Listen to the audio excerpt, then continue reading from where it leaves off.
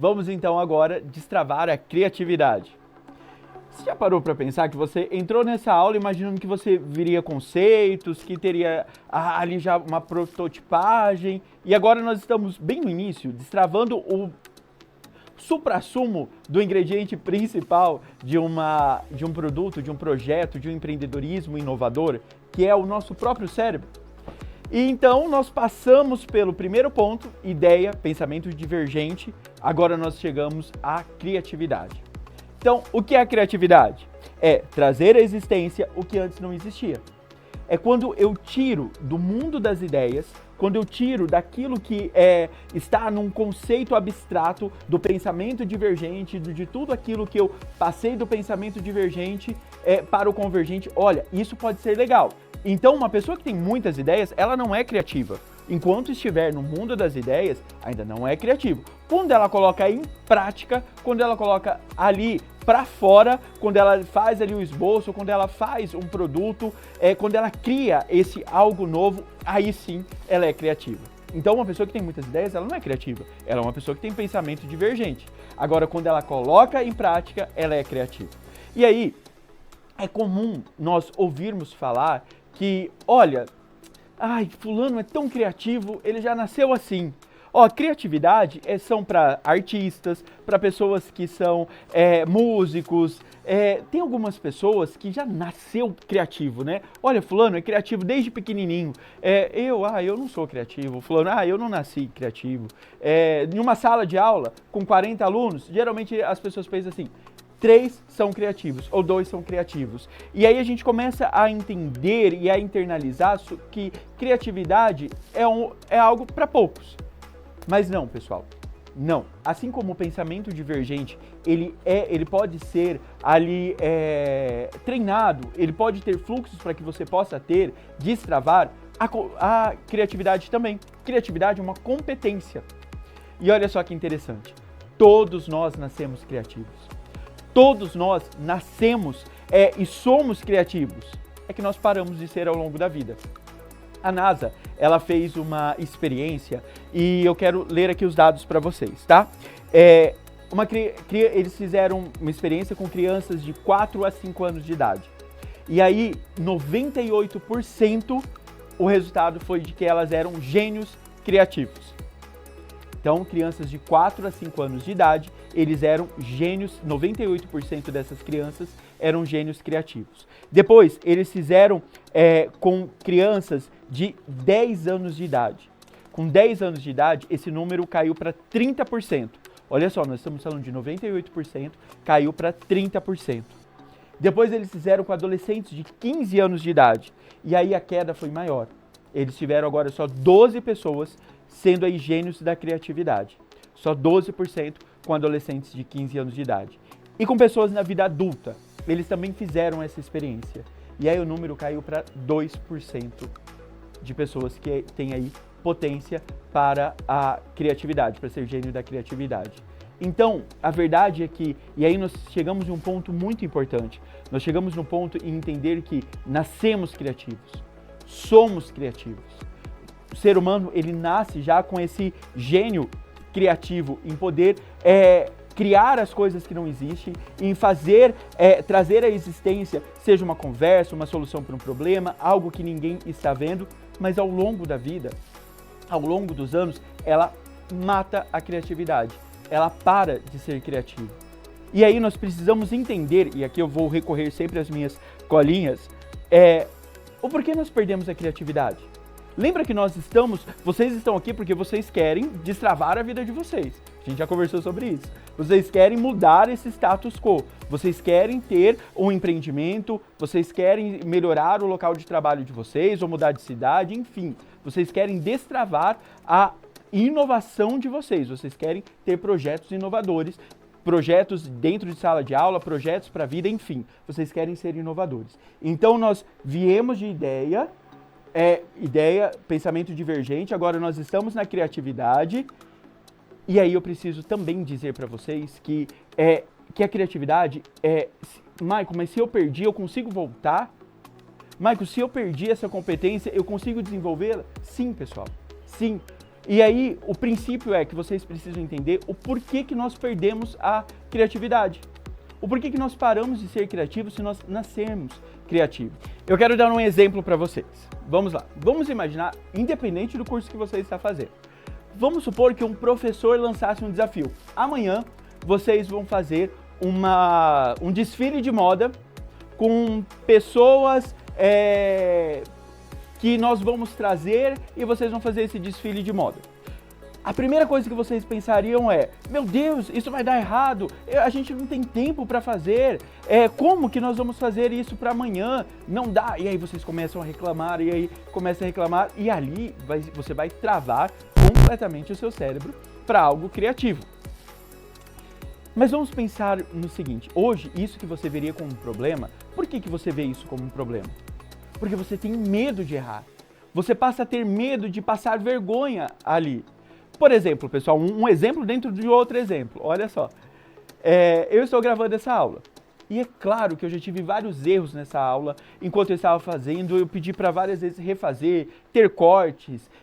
Por que tudo isso? Sendo que é uma aula que eu já dei tantas vezes em outros ambientes. Porque aqui eu quero acertar muito. E quando eu estou ali com os meus alunos, eu estou de uma maneira mais descontraída, trazendo conceito. Se eu erro, eu volto atrás de uma palavra. Aqui não. Aqui eu estava sob a pressão do que não tem que ser perfeito, tudo tem que dar muito certo. E aí eu começo a trazer para o meu cérebro a mensagem que eu não serei criativo. E aí começa a ter um bloqueio dentro de mim. Vamos imaginar quando você era criança. Quantas vezes brincava ali de bonecas, fazendo desfiles de bonecas. E ali você era extremamente criativo, você colocava uma passarela, você vestia as bonecas de uma maneira diferente, você produzia as roupas. Eu lembro que eu brincava com carrinhos, com caminhãozinhos de boi e tal. Eu amava construir a estrada, eu amava fazer estrada, fazer rios ali na lama. E hoje, se alguém falasse pra mim, Michael, desenhe um projetinho pra gente fazer, um esboço de uma estrada diferente pra ir pra escola, me trava. Eu falo, não, eu não sou engenheiro, eu desenho mal. Por que passamos a ter tanto medo de errar? Tanto medo de não fazer as coisas perfeitamente? Esse medo que é construído pela sociedade em nós, seja na escola, seja nos ambientes dos quais nós estamos familiares, tudo nós passamos a querer acertar muito, a ter muito mais pensamento convergente, do sentido assim, isso está errado, eu não posso desenhar assim, eu não posso pintar assim, se eu fizer assim eu vou tirar 0, se eu pensar de uma maneira diferente, os outros vão dizer, não pode, isso mata a minha criatividade. Então nós passamos a não ser criativos pelo medo de errar, pelo medo de não fazer aquilo que é certo e pela excessiva necessidade de acertarmos, de estarmos corretos. E vamos pensar um pouquinho, Thomas Edison, antes dele, que é o clássico, né? Antes dele acertar, ele errou 10.000 vezes. Todos, quando nós olhamos, todos que criaram algo, que foram criativos, eles passam por esse processo de erros. Então, nós não podemos ter medo de errar. Nós passamos a não ser criativos pelo excesso de medo de errar. E ainda, nós não temos mais tempo para explorar aquilo que nós precisamos trazer como inputs. Lembra que eu falei para vocês de um filme, de uma revista diferente? Lembra que eu falei para vocês de tudo isso? Quando é o tempo que nós vamos nos dar para novos caminhos? Não, Mike, eu tenho que chegar em 10 minutos no meu trabalho, em 1 hora no meu trabalho, eu tenho que ir por essa estrada, eu tenho que ir por este caminho. Nós passamos a não explorar. Quando nós éramos crianças, tudo era um desafio, tudo era muito bom, a gente passa a ser aquela pessoa que deita, dorme, trabalha, estuda, faz sempre as mesmas coisas e isso é um cemitério para a criatividade. Então entendemos o motivo que a nossa criatividade estava morrendo. Então vamos lá. Vamos ao resgate da nossa criatividade. Primeiro passo, permita-se errar. O Walt Disney foi demitido porque chamaram ele de uma pessoa sem criatividade. Então permita-se errar. Comece a escrever enredos, histórias, ideias. Tenha com você um bloco de notas, um caderno ou um aplicativo para você destravar várias ideias, por mais ousadas e bobas que elas possam parecer, elas podem estar ali num caminho de algo muito inovador. Então, não tenha medo de errar. Segundo, questione tudo. Lembra quando era criança, você queria entender o significado e o porquê das coisas? Lembra quando nós passamos por aquela idade do porquê? Ah, mas por que a luz acende quando eu aperto o interruptor? Ah, mas por que o leão, ele ruge quando ele vê a presa? Ah, mas por que na estrada precisa ficar com o farol ligado? Ah, mas por quê? Ah, mas por quê? E ali nós estávamos o quê? Entendendo como o mundo funciona. Então, permita-se entender o que está por detrás de tudo. Eu volto um outro momento com vocês para uma aula de inteligência artificial. E quantas vezes as pessoas estão tão focadas em entender como utilizar o chat GPT? E tá todo mundo ali pronto para buscar, olha, como que eu posso entender como usuário? Mas aqueles que são inovadores estão tentando já descobrir como ganhar dinheiro, como produzir produtos inovadores através da inteligência artificial. Enfim, questione tudo, permita-se. Agora eu quero mais um desafio aí para destravar a sua criatividade. Eu quero que você escreva uma comida diferente que você vai comer essa semana, que você não comia antes, ou que você nunca nem experimentou. Sabe aquele negócio que a gente fala? Não, eu não gosto, mas eu nunca nem experimentei. Eu quero que você anote aí que você vai experimentar essa comida. Você vai comer algo novo. Eu quero que você marque aí, fiquei até gago agora, hein? Eu quero que você escreva aí um caminho diferente que você faz do seu trabalho. E eu quero que você escreva o que você viu de diferente nesse caminho. O que te chamou a atenção? Terceiro, eu quero que você me diz o que falta na sua cidade. O que você vê que as pessoas reclamam que na sua cidade não tem? O que você percebe que na minha cidade isso tem feito uma falta muito grande para todo mundo? Todos têm reclamado. Outro, eu quero que você assista um filme de uma categoria que você não gosta, que você fala assim, nossa, eu não gosto, eu não assisto, mas que te chamou a atenção algum filme, alguma série, eu quero que você coloque na sua lista para você assistir. E quinto, eu quero que você assista algo de humor, seja um sketch, seja uma série, seja um filme, seja um stand-up. Quando nós temos algo de humor, quando nós assistimos, o nosso cérebro, ele passa a ter uma quebra de raciocínio lógico. E isso é muito importante. Então, o humor, ele é muito importante para nós. Por isso eu quero que você faça essas 5 coisas. Mas, Michael, não vai dar tempo. Pelo menos você marque quando você vai fazer, como você vai fazer e onde você vai assistir. E esse é um passo importante. Por fim, como nós já dissemos aqui, pessoas que têm várias ideias, elas não são criativas. Mas para eu ser criativo eu preciso ter o pensamento divergente. Só que se você quer ser uma pessoa inovadora, chegou a hora de você destravar a sua criatividade, mas você colocar em prática. Você começar já a não ter medo de esboçar novas soluções para novos problemas. Você que está me assistindo, seja aluno de ETEC, aluno de FATEC ou de outra instituição, seja você que está querendo montar um empreendimento ou criar um produto novo ou uma solução nova para um problema, está na hora de você começar a observar, está na hora de você começar a escrever. Agora então, você fazendo tudo isso, você destrava o seu cérebro para a criatividade, para que a gente possa chegar à tão famosa inovação. Para você, o que é algo inovador? Talvez você possa dizer que algo inovador é algo que não existe e foi criado. Isso aí é criatividade, a gente já aprendeu. Algo inovador, ele é inovador ou inovação é igual criatividade mais adoção do mercado. Então a inovação, ela é algo que foi criado, algo novo, que as pessoas querem utilizar e agregam valor. Então se eu crio algo novo, mas que as pessoas não querem utilizar, não é inovação. Se eu crio algo novo, as pessoas até querem utilizar, mas não agrega valor, aquilo as pessoas não querem comprar, as pessoas não veem realmente a necessidade de investir para ter, também não é inovador. A inovação, ela causa realmente um impacto na vida das pessoas e uma mudança. Por exemplo, se nós falarmos da melancia quadrada, quando nós falamos da melancia quadrada, aqui no Brasil, as pessoas elas não utilizam muito a melancia quadrada. é algo extremamente criativo. Vamos imaginar a pessoa quando ela quer transportar a melancia. Melancia, ela tem ali um design bastante difícil para transporte, para exposição, e aí alguém teve a ideia, e se fizéssemos uma melancia quadrada? A partir daí, houve uma produção de melancia quadrada, algo extremamente novo, algo que não existe.